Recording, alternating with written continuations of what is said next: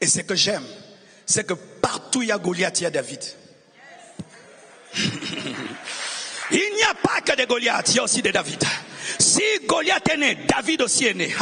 Si Goliath vient, David aussi viendra. Et j'aimerais te dire que le vrai géant dans cette histoire n'est pas Goliath. Le vrai géant c'est David, parce qu'il est géant en esprit. Et j'aimerais vous présenter le véritable David, Jésus-Christ de Nazareth, qui a vaincu le diable, qui a vaincu les démons. Partout les démons te pourchassent. Il y a Jésus, il y a Jésus, il y a Yesu. Kotabitu mananga, il y a Yesu. Kotabitu mananga. J'aimerais annoncer à quelqu'un qui est en train de traverser des moments difficiles. Il y a Jésus, le péché qui te fait tomber a été vaincu à la croix. Le démon qui t'oppresse a été vaincu à la croix. Jésus entre dans ton combat de la même manière que David est entré dans le combat d'Israël. Jésus entre dans ton combat. Et si David est entré avec une fronde, lui il entre avec la croix. Lui il entre avec la croix. Lui il entre avec la croix. Jésus!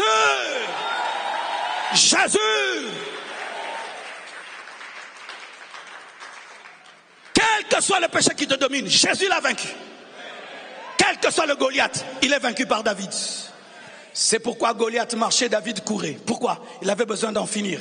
C'est pourquoi Jésus n'a eu qu'un ministère de 3 ans. Il voulait en finir rapidement. Mon frère, ce que tu appelles géant n'est pas plus grand que Jésus. Mais c'est que Satan, il envoie des géants physiques, mais Dieu envoie des géants spirituels. Dans la dimension de la taille, il était géant. Mais dans la dimension spirituelle, il était un nain. Mais comme c'est le spirituel qui domine les matériels, c'est pourquoi David devait vaincre Goliath. J'aimerais te dire que le nom de Jésus est court, mais il est puissant. Il est puissant. Il est puissant. Il est puissant. Jésus.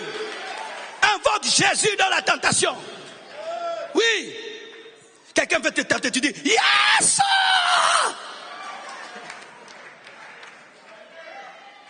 Yesu! Yesu.